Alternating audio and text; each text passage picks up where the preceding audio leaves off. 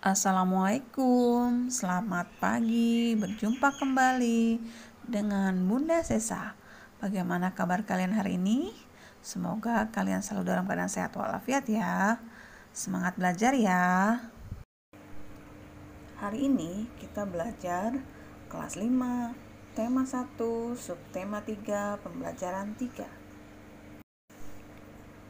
Pada pembelajaran 3, kita akan belajar IPS, mengidentifikasi karakter geografis Indonesia sebagai negara kepulauan atau maritim dan agraris serta pengaruhnya terhadap kehidupan ekonomi, sosial, budaya, komunikasi, serta transportasi. Yang kedua, PPKN, mengidentifikasi nilai-nilai Pancasila dalam kehidupan sehari-hari. Yang ketiga, bahasa Indonesia, menentukan pokok pikiran dalam teks lisan dan tulis. Tujuan pembelajaran pada kali ini, yang pertama, siswa mampu mengidentifikasi pengaruh kondisi geografis bangsa Indonesia sebagai negara maritim dan kepulauan terhadap kondisi sosial dan ekonomi masyarakat secara peduli. Yang kedua, dengan membaca dan menulis, siswa menentukan ide pokok dari bacaan secara percaya diri. Yang ketiga, dengan membuat laporan, siswa menyebutkan perilaku yang sesuai dengan nilai-nilai Pancasila dengan percaya diri. Kita mulai belajar ya. Masih ingatkah kalian dengan perjalanan Lani ke Madura? Pulau Madura masuk ke dalam wilayah Jawa Timur, namun secara geografis terpisah dengan kabupaten-kabupaten lainnya. Untuk mencapai Pulau Madura, harus melewati Selat Madura dan melewati jembatan Suramadu. Lani sangat kagum dengan potensi alam yang dimiliki Pulau Madura, mulai dari tambang, hasil hutan, sampai dengan hasil pertanian dan hasil laut. Nah, salah satu contohnya adalah hasil laut. Dari Madura selain ikan adalah garam. Di sana banyak terdapat petani garam. Indonesia sebagai negara kepulauan dan negara maritim. Kondisi geografis Indonesia sebagai negara maritim dan kepulauan menyimpan potensi yang besar dalam berbagai bidang, seperti di bidang ekonomi, sosial, budaya, dan transportasi. Potensi-potensi tersebut dapat menjadi modal yang penting dalam pembangunan nasional, guna mewujudkan kesejahteraan masyarakatnya. Wilayah Indonesia yang berupa kepulauan antara pulau satu dengan lainnya disatukan oleh laut mengakibatkan bervariasinya potensi yang dimiliki oleh bangsa Indonesia. Masing-masing pulau memiliki karakteristik masing-masing, mulai dari kondisi alam maupun kondisi sosial budayanya. Variasi dan karakteristik potensi tersebut terlihat lengkap dari beragamnya bentang alam dan hasil alamnya, beragamnya suku bangsa, yang mengakibatkan beragam pula adat istiadat dan budayanya, serta beragamnya agama, golongan, dan kelompok masyarakatnya. Keberagaman yang disebabkan adanya perbedaan antara pulau satu dengan pulau lainnya ini tidaklah menjadi pemecah atau perenggang, namun justru menjadi pemersatu karena antara yang satu dengan yang lain bisa saling melengkapi. Pengaruh kondisi geografis Indonesia sebagai negara maritim terhadap kehidupan ekonomi masyarakat. Kondisi geografis sebagai negara maritim dan kepulauan membawa banyak manfaat atau keuntungan bagi bangsa Indonesia. Wilayah laut Indonesia yang sangat luas telah diakui secara internasional sebagai negara maritim yang ditetapkan oleh UNCLOS, yaitu United Nations Convention on the Law of the Sea pada tahun 1982. Hal ini berarti bangsa Indonesia diberi kewenangan untuk memanfaatkan potensi sumber daya laut yang ada di dalamnya. Contohnya seperti ikan, terumbu karang, kemudian kilang minyak lepas pantai, mutiara, garam, dan rumput laut. Pemanfaatan sumber daya laut yang ada di Indonesia menciptakan berbagai macam profesi yang berkaitan dengan pemanfaatan sumber daya alam tersebut. Yang pertama, pekerja kilang minyak. membutuhkan keahlian profesional dalam hal menangani pengeksplorasian minyak bumi yang ada di dalam laut. Yang paling utama adalah nelayan. Nelayan juga di sini berperan penting dalam pemanfaatan sumber daya alam laut yang ada di Indonesia. Mereka menangkap ikan, kemudian menjualnya kepada masyarakat. Yang ketiga, petani garam. Petani garam ini juga termasuk salah satu profesi yang memanfaatkan sumber daya laut, karena garam berasal dari air laut yang diuapkan sehingga membuat sedimen berbentuk lapisan garam. Yang keempat, pemandu wisata. Laut di Indonesia, terutama bagi pantai, memiliki berbagai macam keindahan yang dapat kita tawarkan kepada wisatawan mancanegara. Nah, profesi pemandu wisata ini sangat membantu pada para turis yang datang ke Indonesia untuk menikmati keindahan pantai di seluruh Indonesia. Nah, salah satu contohnya adalah di Bali. Pantai yang terkenal di Bali adalah Pantai Kuta dan Pantai Sanur.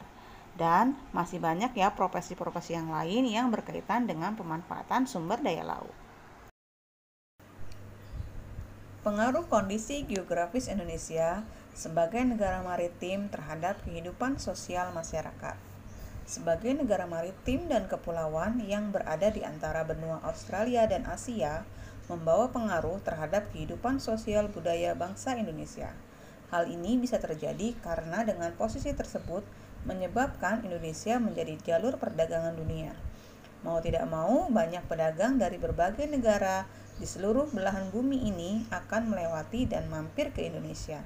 Pedagang-pedagang dari berbagai negara tersebut tentunya memiliki latar belakang yang berbeda antara satu dengan yang lainnya.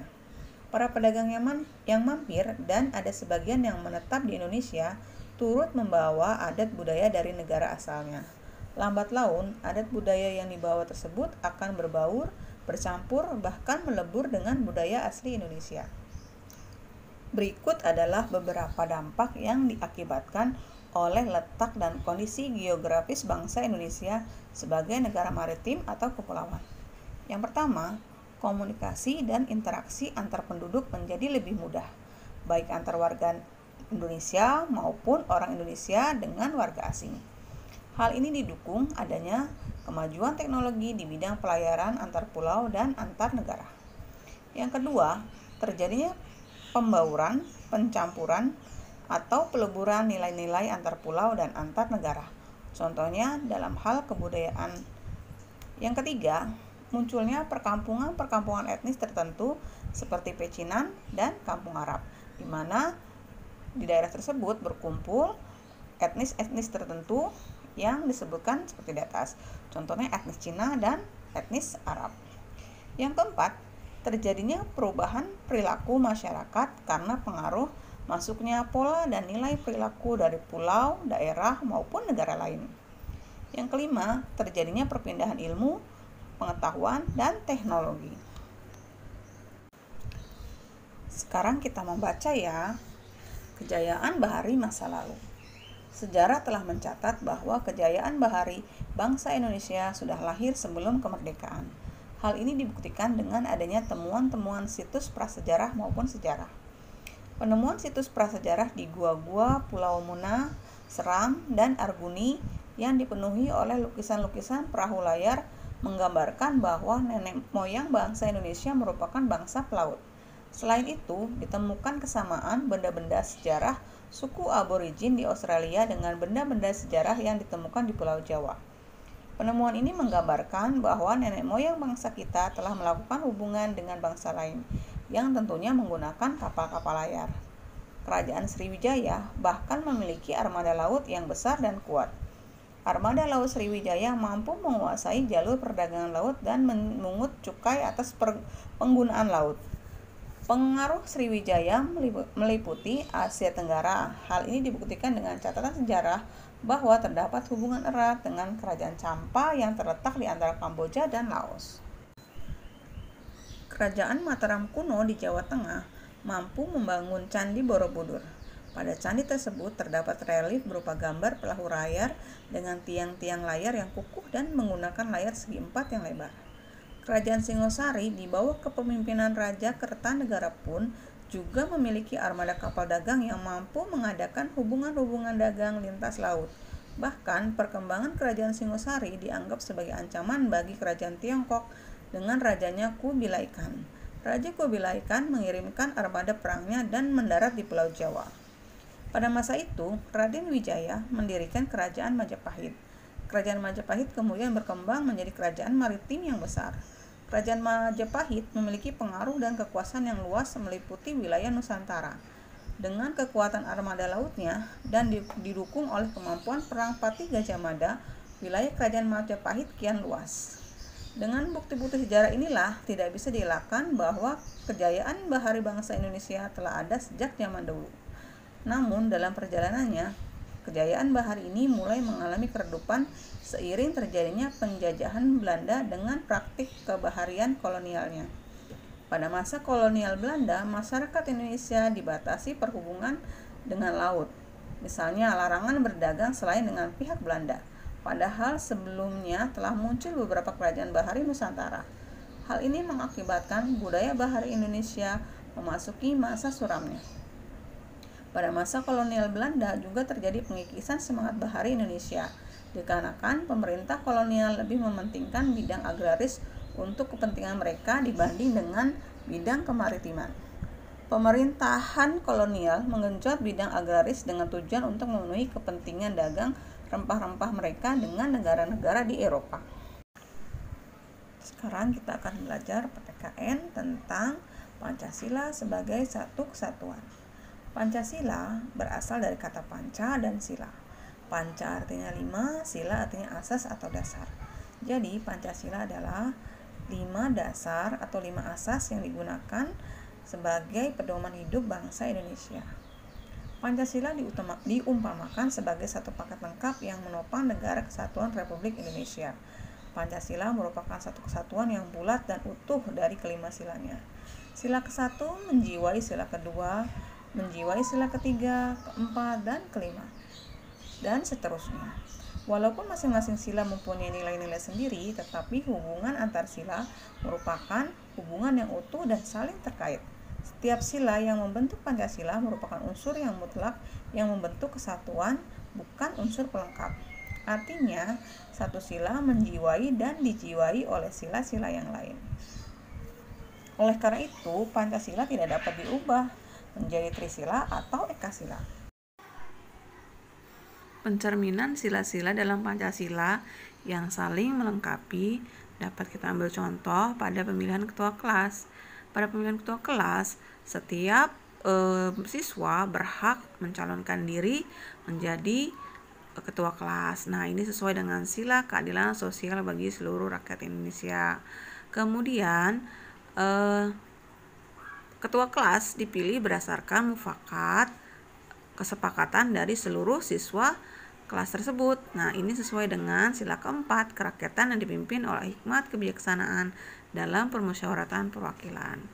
Nah, yang selanjutnya sila persatuan Indonesia. Setelah kita memilih ketua kelas, kita harus melaksanakan keputusan secara adil bersama-sama. Nah, ini tanpa menimbulkan perpecahan di antara seluruh siswa. Nah, ini sesuai dengan sila ketiga, yaitu persatuan Indonesia. Nah, semua proses pemilihan ketua kelas harus dilaksanakan secara adil. Nah, ini sesuai dengan sila kemanusiaan yang adil dan beradab. Nah, kalian bisa mencari contoh-contoh yang lain. Bisa dilihat di buku ya, di buku tematik ada untuk latihannya, bisa kalian kerjakan. Bagaimana? Apakah kalian dapat memahami pembelajaran kita pada hari ini? Mudah bukan? Ibu berharap apa yang kita pelajari hari ini dapat berguna bagi kehidupanmu di masa yang akan datang. Ingat ya, tetap semangat, tetap jaga diri, jaga kebersihan diri dan lingkungan, tidak keluar rumah, tetap tinggal di rumah ya. Semangat!